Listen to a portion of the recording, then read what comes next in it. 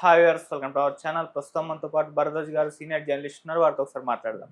Sir నమస్కారం sir. నమస్తే అండి. సార్ మంచు మనోజ్ ఏదో ఒక అంశంలో అయితే ప్రతిసారి కూడా వార్తల్లో నిలవడం చూస్తున్నాం సార్. అంటే మంచు మనోజ్, మంచు విష్ణు, మంచు మోహన్ బాబు గారు వీళ్ళ కుటుంబంలో ఆర్థిక వివాదాల కారణంగా ఒక హడావిడిని క్రియేట్ చేయడము ఎప్పుడు కూడా వార్తల్లో ఉండడం చూస్తాం.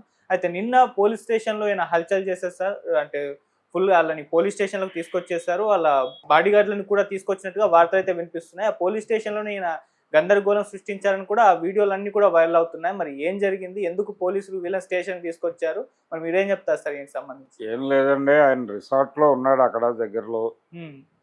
ఆ రిసార్ట్కి వెళ్ళి మీరు ఎందుకు ఉంటున్నారు ఇక్కడ అనేది అడిగారట. అడిగిన సందర్భంగా ఆయన నన్ను అరెస్ట్ చేస్తారా అని చెప్పి ఆయన కొంచెం హడావిడి చేశాడు స్టేషన్కి వచ్చి. అది జరిగింది. అంటే ఈ వివాదం అలా నడుస్తోంది. నడవడానికి కారణం ఏంటంటే అక్కడ సెటిల్మెంట్ కావట్లేదు. అతని డిమాండ్స్ ఏవో ఉన్నాయి. ఓకే. అతను బయటకు ఏం చెప్తున్నాడు, ఇది ఆస్తుల గొడవ కాదు, ఆత్మగౌరవ పోరాటం అని చెప్తున్నాడు. ఆత్మగౌరవ పోరాటం కూడా ఆస్తులతో లింక్ అయి ఉంటుంది. ఆస్తి, ఆత్మగౌరవం ఈ రెండు ఇంటర్లింక్డ్. అంటే ఆయన గొడవ ఏంటి, ఆయన హైదరాబాదులో ఉన్న వ్యవహారాలు మాత్రమే కాదు, ఇతరత్ర వాళ్ళ సినిమా ప్రొడక్షన్కి సంబంధించి విషయాలు కూడా మాట్లాడాడు ఆయన. లక్ష్మీ ప్రసన్న మూవీస్లో నాతో ఎన్ని సినిమాలు తీశారు, విష్ణుతో ఎన్ని సినిమాలు తీశారు, ఇలా ప్రతిదీ. అలాగే తర్వాత ఇంకొక కంపెనీ ఏదో ఫ్లోట్ చేశారు వాళ్ళు, దానిలో వారు ఎన్ని సినిమాలు చేశారు, నేను ఎన్ని సినిమాలు చేశాను, నా సినిమాలకు ఎంత పెట్టుబడి పెట్టారు, ఆయన సినిమాలకు ఎంత పెట్టుబడి పెట్టారు, ఈ విషయాలన్నీ మాట్లాడుతూ వస్తున్నాడు ఆయన. కాబట్టి ఇది అన్నదమ్ముల మధ్య వాటాల గొడవ. ఆయన విల్లు రాశాడని చెప్తున్నారు. ఆ విల్లులో ఏముందో ఎవరికి తెలియదు. బయట అది వాళ్ళ ఫ్యామిలీ గొడవ అది. అయితే ఆ ఫ్యామిలీ గొడవ రోడ్డు మీద నడుస్తోంది. రోడ్డు మీద నడవటము, దట్టు అది ఒక సెలబ్రిటీ ఫ్యామిలీ కావడంతో దానికి ఒక న్యూస్ వాల్యూ ఉందని చెప్పి జనాలందరూ దాని చుట్టూ తిరుగుతున్నారు. మనోజ్ కూడా నిజానికి దీన్నే ధైర్యంగా తీసుకుని ముందడుగు వేస్తున్నాడు. కార్నర్ చేయటం అనేది ఇప్పుడే ఎందుకు మొదలైంది గొడవ అంటే, ఒకవైపు వీళ్ళు ఒక పెద్ద ప్రాజెక్టు రిలీజ్ ప్రోగ్రాంలో ఉన్నారు. మంచువారి న్యూజిలాండ్ కన్నప్ప. ఆ న్యూజిలాండ్ కన్నప్ప రిలీజ్ గొడవలో ఉన్నారు వాళ్ళు. ఈ కన్నప్ప రిలీజ్ టైంలోనే కొంచెం ప్రెజర్ పెడితే ఇది సెటిల్ అవుతుంది అనుకుని ఉండొచ్చు అతను. అలా మొదలైంది. ఇది ఎక్కడ, హైదరాబాద్లోనే మొదలైంది. వాళ్ళ ఫామ్ హౌస్లో మొదలై అక్కడి నుంచి రకరకాల మలుపులు తిరిగి మోహన్ బాబు గారు ఇదేదో సెటిల్ చేసేయాలి అనే మూడ్లోనే ఉన్నట్టుగా కనిపించాడు మొదట్లో. కానీ తర్వాత జటిలంగా మారుతూ పెడుతోంది. ఇది ఇప్పట్లో తేలేలా కనబట్టలేదు. ఆయనేమో నా మీద, నా ఆస్తి కబ్జా చేశాడు అని చెప్పి ఆయన ఒక కేసు పెట్టాడు ఆయన మీద, మంచు మనోజ్ మీద. మోహన్ బాబు గారే స్వయంగా, మోహన్ బాబు గారు టోటల్గా అతని కంట్రోల్లో ఉన్నారు అని ఈయన ఓపెన్గానే మాట్లాడుతున్నాడు. సో ఈ రచ్చ జరుగుతోంది. ఈ రచ్చ గురించి ఎవరు మాట్లాడినా వాళ్ళ నోరు నొక్కేయటం అనేది ఒక ప్రోగ్రామ్గా చేస్తూ వచ్చారు మంచు ఫ్యామిలీ నుంచి, దట్టు విష్ణు వైపు నుంచి. మీడియాని కూడా ఆయన కొంచెం గట్టిగానే మాట్లాడాడు. ఎందుకు మా కుటుంబ విషయాలు మీరు మాట్లాడుతున్నారు, మీరు రాస్తున్నారు, మీ కుటుంబంలో లేవా గొడవలు, మీ కుటుంబం గొడవల గురించి మేము మాట్లాడామా, మీరెవరు మాట్లాడటానికి అని గదమాయించాడు ఆయన.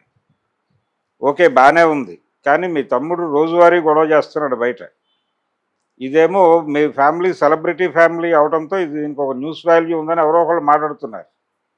వీళ్ళు చేసినప్పుడు వాళ్ళు మాట్లాడకపోతే కుదరదు కాబట్టి వాళ్ళు మాట్లాడుతున్నారు.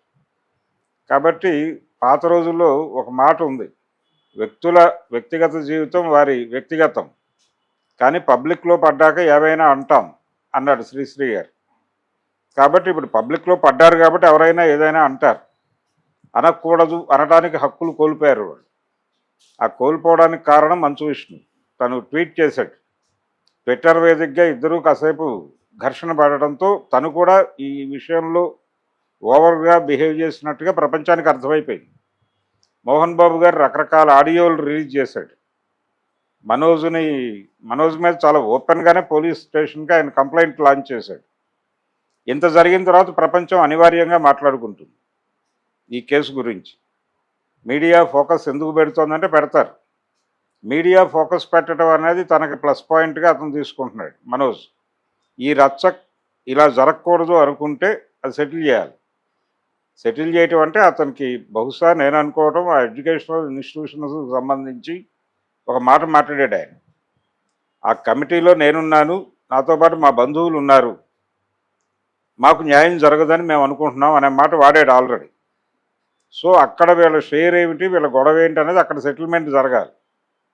దాంతోపాటు ఇతర ప్రాపర్టీస్లో ఆయన షేర్ ఏంటి అనేది తేలాలి. అది తేల్చి పంపించేస్తే సరిపోతుంది. ఆల్రెడీ అఖిలప్రియ గారు కూడా ఒక మాట మాట్లాడారు ఆ మధ్య. అంటే మా చెల్లెలు వెనకాల ఎవరూ లేరని ఇలా బిహేవ్ చేస్తున్నారా, మేము రంగంలోకి దిగే పరిస్థితి తెచ్చుకోవద్దు అన్న టోన్లో వారు ఒక వార్నింగ్ ఇచ్చారు. మేము ఉన్నాం వీళ్ళ వెనకాల. కాబట్టి తొందరగా సెటిల్మెంట్ జరిగిపోతాయి.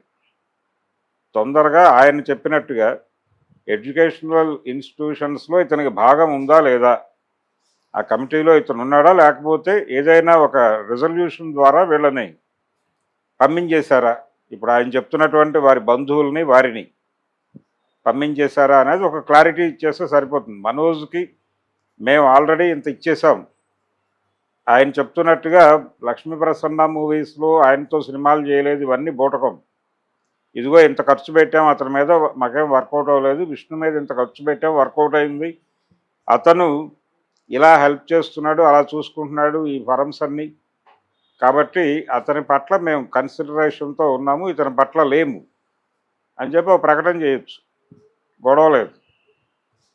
కానీ మా కుటుంబ వ్యవహారము అని రోడ్డు మీద రచ్చ చేస్తే మాత్రం ఎవరైనా ఏదైనా మాట్లాడతారు. అది గుర్తుంచుకోవాలి, తొందరగా సెటిల్ చేయాలి. బేసికల్గా అతనిది రోజువారీ గొడవ అయిపోయింది. మన రెస్టారెంట్ మీద జరిగిన గొడవలో కూడా వాంటెడ్గా జరిగిన గొడవ అని చెప్తున్నాడు. అంటే బౌన్సర్లు వచ్చి దాడి చేయడానికి వీలుగా ఒక ఎల్ఈడి కోసం వాళ్ళు ముందుగా విద్యార్థుల్ని పంపించి అక్కడ గొడవ చేశారు. విద్యార్థుల్ని హోటల్ యాజమాన్యం ఏదో చేసింది కాబట్టి అనే వెలుగులో వీళ్ళు దాడి చేశారు. ఆ దాడి చేయటానికి ఒక వీలు కల్పించుకోవడం కోసమే ముందు స్టూడెంట్స్ని పంపించారని చెప్తున్నాడు ఆయన. మరి దానిలో వాస్తవం ఎంత అనేది మాట్లాడాలి కదా వాళ్ళు, ఎవరో ఒకళ్ళు బయటకు వచ్చి. అందుకని గందరగోళం జరుగుతోంది వాళ్ళ ఫ్యామిలీలో. ఆస్తులకు సంబంధించి ఆత్మగౌరవం కాదు, పాడు కాదు. ఆత్మగౌరవం అనేది ఆస్తితో రిలేట్ అయ్యే ఉంటుంది. ఆస్తి అంటే ఆత్మే. వాళ్ళు ఇంకా ప్రాపర్గా అర్థాలు చదువుకోవట్లేదు, కానీ ఆస్తి అంటే ఆత్మే. ఆత్మహత్య అంటే ఆస్తి లేకపోవడం వల్ల చేసుకునే హత్యే. అందుకని ఆయన ఆస్తి గొడవే, ఆత్మగౌరవం అనే ముసుగులో చెప్తున్నాడు అతను. నాకు ఆస్తులు ఇచ్చేయండి మహానుభావ అని అడుగుతున్నాడు ఆయన. ఆస్తులు ఇస్తారో ఎవరో, ఇవ్వాల్సిన అవసరం ఉందా, అసలు ఇచ్చేశారా, ఇచ్చేసిన దాన్ని ఆయన ఆల్రెడీ తగలెట్టేసుకుని మళ్ళీ యుద్ధానికి వస్తున్నాడా? మీరు ఓపెన్గా ఒక శ్వేతపత్రం రిలీజ్ చేయండి మీ ఫ్యామిలీ వైపు నుంచి, గొడవ లేదు కదా. అది చేయకుండా ఈ రచ్చని కొనసాగించడం అనేది మీ తప్పు. ఎప్పుడైతే మీరు ఈ రచ్చను కొనసాగనిస్తున్నారో ప్రపంచానికి మాట్లాడుకునే హక్కు ఇచ్చిన